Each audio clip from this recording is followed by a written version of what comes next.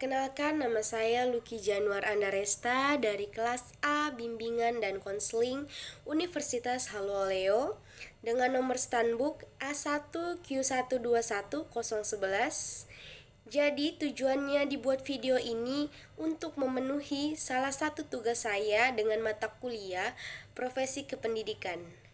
Di video ini pula akan saya sampaikan seberapa pemahaman saya tentang hasil wawancara yang telah kelompok saya lakukan dengan salah satu guru BK di SMA Kendari atas nama Bapak Rosihan Anwar, SPD, MPD. Langsung saja, pemahaman yang saya dapati dari pertanyaan pertama yaitu sudah berapa lama Bapak mengajar jadi guru BK dan apakah Bapak murni berasal dari jurusan BK?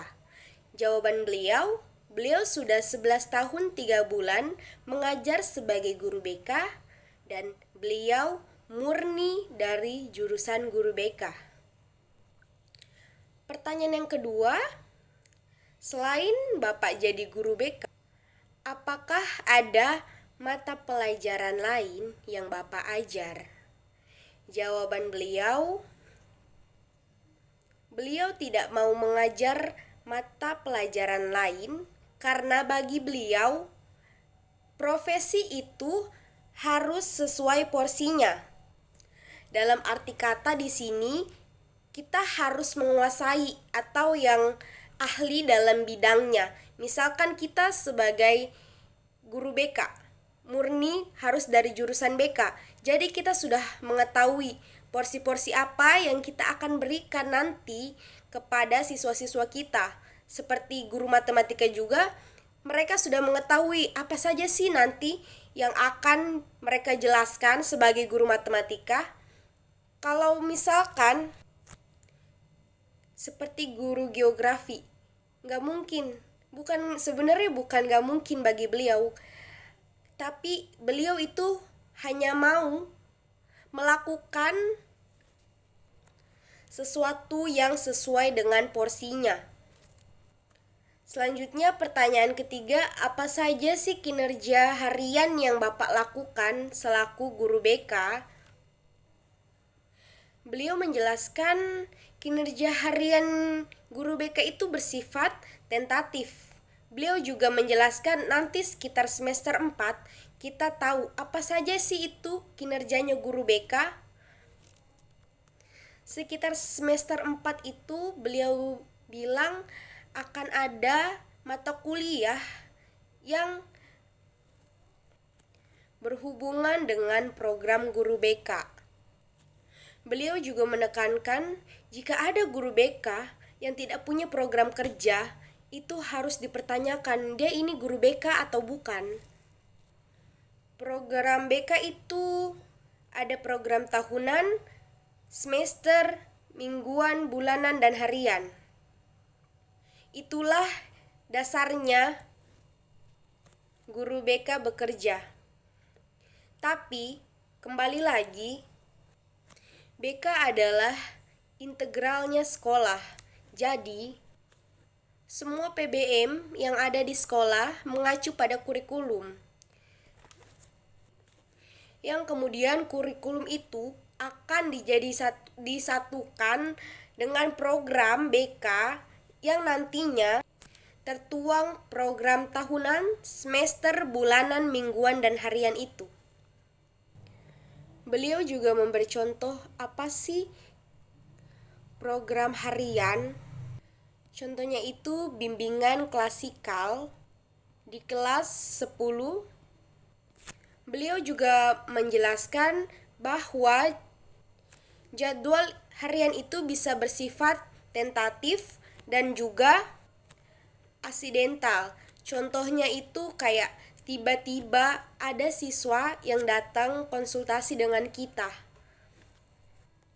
Itu kan sama sekali kita nggak rencanakan dia mau datang konsul ke kita. Tapi kita sebagai guru BK harus tetap mencatat apa saja masalah-masalah yang ia ceritakan pada saat itu. Pertanyaan keempat, seberapa penting peran guru BK di sekolah? Beliau mengibaratkan bahwa BK adalah jantungnya manusia. Manusianya itu sekolah dan BK itu jantungnya. Perlu diingat, BK itu bagian integral di sekolah. Jadi di sini kita tahu BK itu tidak bisa dipisahkan dari sekolah. Bahkan ia menjelaskan bahwa guru BK di Kendari ini sangat kurang. Saking banyaknya tenaga guru BK yang dibutuhkan. Jadi di situ kita bisa lihat seberapa pentingnya guru BK itu. Pertanyaan kelima, kasus apa sih yang Bapak tidak bisa atasi selama menjadi guru BK? Beliau menjelaskan bahwa masalah yang tidak bisa diatasi dalam konsep profesional BK atau keahlian kita itu pasti bisa diatasi. Beliau juga menjelaskan kita harus mengingat di dalam BK itu ada yang namanya proses alih tangan. Alih tangan kasus ini yang dimaksud itu kayak misalkan anak itu sakit dan kita sebagai guru BK ini sudah mengatasi atau memberikan penanganan yang standar, misalkan kayak kita kasih duduk siswa, kita beri minum. Kalau sudah tidak bisa, kita akan alih tangan kasus ke yang lebih berwenang, misalkan dokter, perawat, bidan dan sebagainya. Dan kalau misalkan anak itu kayak dia narkoba, itu kita bisa alih tangan kasuskan ke pihak BNN. Kalau anak itu mencuri, kita bisa alih tangankan ke polisi. Tapi kalau cuman masalah standar seperti absensi, kemalasan dalam belajar, keluarga, atau kenyamanannya dia di sekolah, itu semua masih bisa ditangani. Pertanyaan keenam, dalam menangani kasus, apa saja sih hambatan-hambatan Bapak yang Bapak alami selama Bapak menjadi guru BK? Beliau menjawab, setiap profesi itu pasti ada hambatannya. Nah, beliau juga kasih saran sama kita, kalau kita ingin jadi guru, jadilah guru yang melek teknologi, jadilah guru yang paham bahasa Inggris, karena sekarang itu banyak materi-materi BK itu menggunakan bahasa Inggris. Bahkan buku cetakan awalnya psikologi itu menggunakan bahasa Inggris. Jadi kita tuh sebagai guru, beliau sampaikan harus pintar bahasa Inggris, harus paham teknologi. Kita juga harus punya komunikasi yang baik. Pertanyaan ketujuh, ada berapa guru BK di sekolah ini? Beliau menjawab, di sekolah ini itu ada 4 guru BK. Langsung di pertanyaan ke-8, kan guru BK di sekolah ini ada 4 ya Pak. Gimana cara bagi siswanya?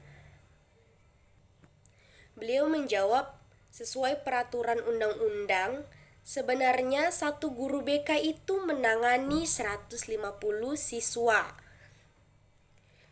Dan itu wajib. Tapi kenyataannya di Kota Kendari ini sangat kekurangan guru BK.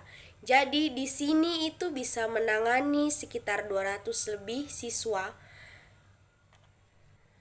Beliau menjawab, saya sendiri menangani lebih dari 200 siswa. Seharusnya untuk di sekolah itu sekitar, untuk siswanya kalau dibagi dengan guru itu ya sekitar ada 6, tapi karena di sekolah itu hanya ada 4, jadi masing-masing guru menangani sekitar 200-an siswa. Mau diapa, karena sekolah sangat-sangat kekurangan guru BK. Selanjutnya ada pertanyaan ke-9. Kasus apa saja sih yang sering muncul? Beliau menjawab, kasusnya itu sebenarnya beragam, dan itu tuh tergantung topografinya kita. Kita tinggal di mana, di kota atau di pedesaan, karena beda guru di Kendari masalahnya dengan beda guru di Raha. Itu sangat berbeda jauh. Karena kalau sudah masuk di kota itu permasalahannya sangat kompleks ya. Kayak masalah keluarga, ekonomi, malas, pubertas. Itu masalah-masalah yang lumayan kompleks. Nah, beda lagi kalau di pedesaan. Oke, itu saja pemahaman saya atas hasil wawancara kelompok saya, kelompok 1, dengan salah satu guru BK di SMA 6 Kendari, Bapak Anwar, SPD MPD. Kalau ada salah kata-kata mohon dimaafkan, kurang dan lebihnya juga mohon dimaafkan. Sekian.